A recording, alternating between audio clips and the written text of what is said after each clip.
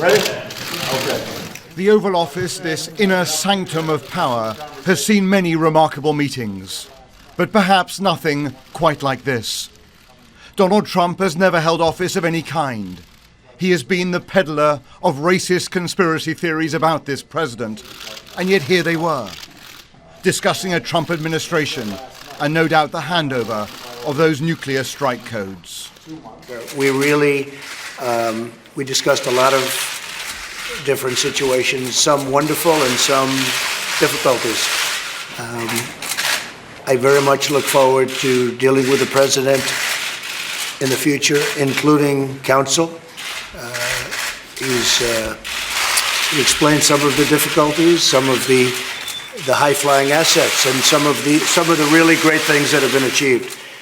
So, Mr. President, it was a great honor being with you, and I look forward to being with you many, many more times in the future. Thank you, sir. Mr. President. My number one priority in the coming 2 months is to try to facilitate a transition that ensures our president-elect is successful. I have been very encouraged by the, I think, interest in President-elect Trump's wanting to work with my team around many of the issues that this great country faces. And I believe that it is important for all of us, regardless of party and regardless of political preferences, to now come together, work together, to deal with the many challenges that we face. But beyond the courtesies, this will have been an immensely painful meeting for the president. Trump has vowed to dismantle the key achievements of the last 8 years, including Obama's healthcare law and the Iran nuclear deal.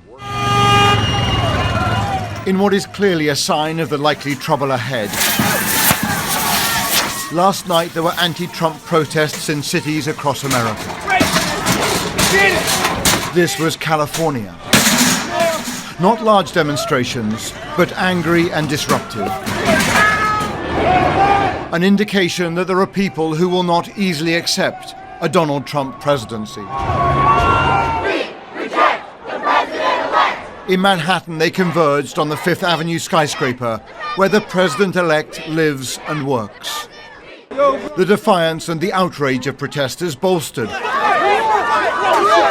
by the fact that Hillary Clinton actually won the popular vote and only lost the election because of the Electoral College system.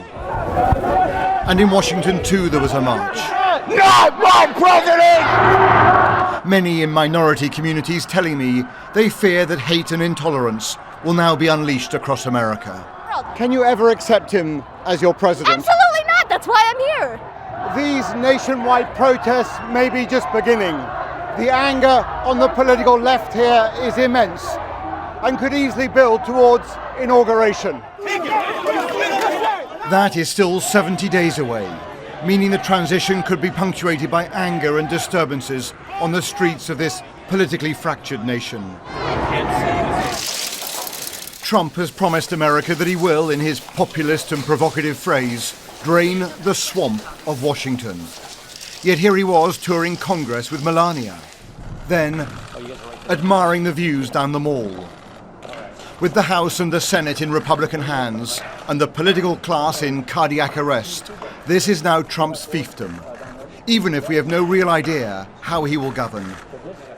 The House Speaker, who has himself been the target of Trump's anger, expressed confidence in the path ahead. Donald Trump had one of the most impressive victories we've ever seen, and we're going to turn that victory into progress for the American people.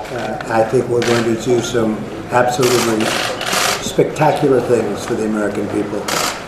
We look forward to starting. In fact, truthfully, we can't get started fast enough. But these are the pictures that will enthrall some Americans and shock others. Trump inside the White House, a political novice and maverick taking over the levers of power. He left town in a motorcade, with a small group gesturing in disgust and shouting expletives.